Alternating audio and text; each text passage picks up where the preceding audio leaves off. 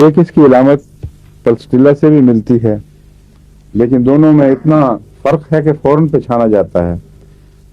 पल्स्टिला में अगर किसी उज़्व में दर्द रहे देर तक तो वो उज़्व सिकुड़ने लगता है और वो हिस्सा कमज़ोर हो जाता है।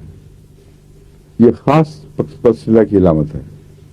और इसकी भी यही इलामत है कि इसमें मसलन अगर टांग में वही बीमारी देर तक रहे तो वो टांग दूसरे के मुकाबले पर निस्बतन छोटी कमज़ोर तो और बात है, मैं साइज में कह रहा हूँ कि वो सिकुड़ के कुछ छोटा हो जाता है।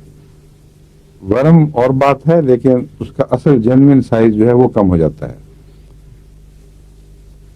ये टाइफाइड के असर से भी हो जाता है, लेकिन टाइफाइड के असर से जब ये सूखती हैं लिम्स, बाजू हों या टांगे हैं, तो वो ऐसी गहरी फालजी इलामत की वजह से होती हैं कि फिर वहाँ उस हिस्से की देखभाल जिस्म छोड़ देता है।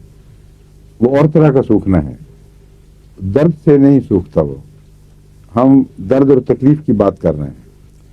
जिस उज़्व में दर्द और तकलीफ हो और उज़्व मुरझाने लग जाए और उसका हुजूम कम होने लग जाए, उसमें कौन कौन सी दो दवाएं बताई मैंने? पल्स्टिला और यही लीडम जी।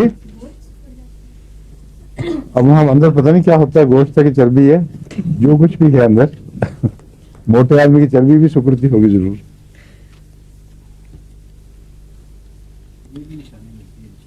हाँ अच्छा, लो जी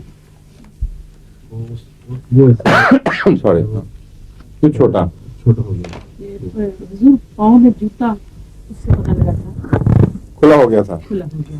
देखा एक थाई का दोष भी कम हो गया और तकरीबन काफी फर्क है।